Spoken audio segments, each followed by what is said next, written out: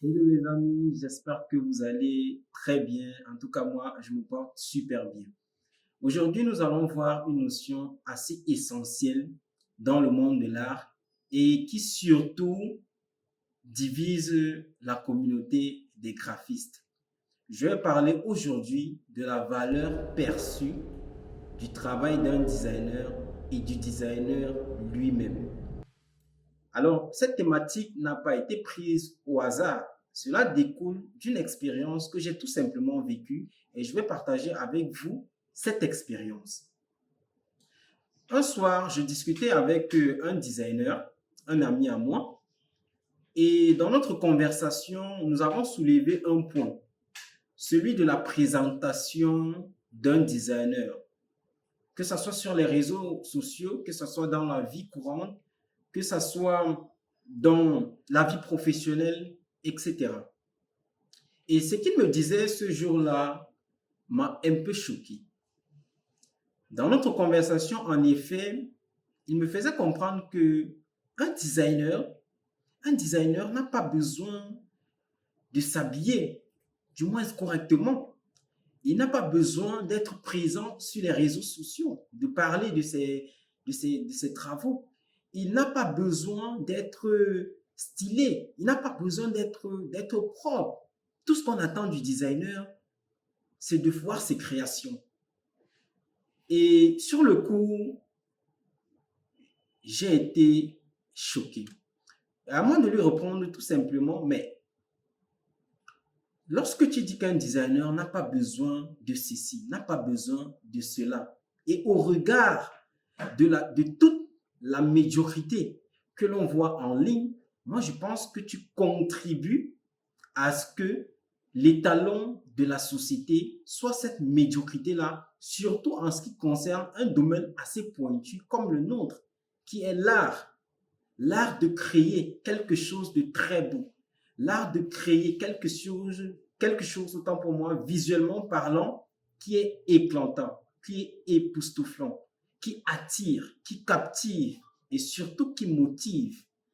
Alors, dans cette lancée-là, on a eu un débat durant 15 minutes et j'ai compris qu'au final, malgré le talent qu'il avait, il n'a pas compris qu'au-delà des créations qu'il réalise, au-delà des créations que l'on réalise, la personne qui le fait doit également tout aussi apporter cette finesse-là, cette propreté-là à sa propre personne.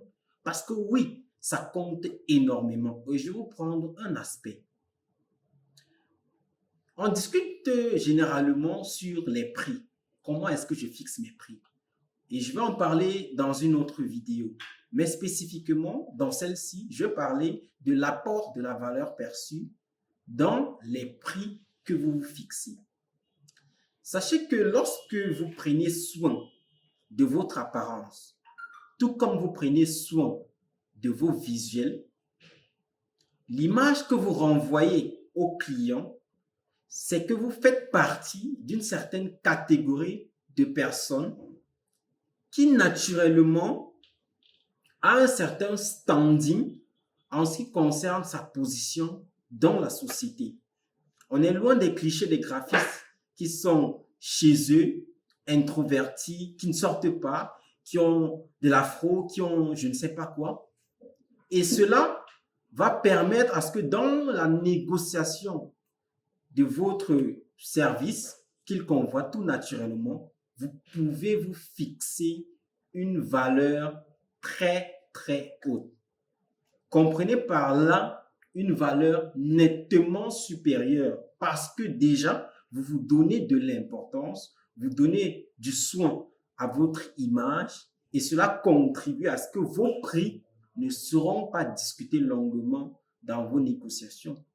Partagez vos connaissances, partagez votre compétence, c'est très important, mais y ajouter encore une valeur perçue beaucoup plus grande et encore mieux, car cela vous permet tout naturellement de gagner plus d'argent et de vous positionner face à des entrepreneurs qui ont une certaine classe sociale. Et cela va tellement vous faciliter la tâche dans vos négociations.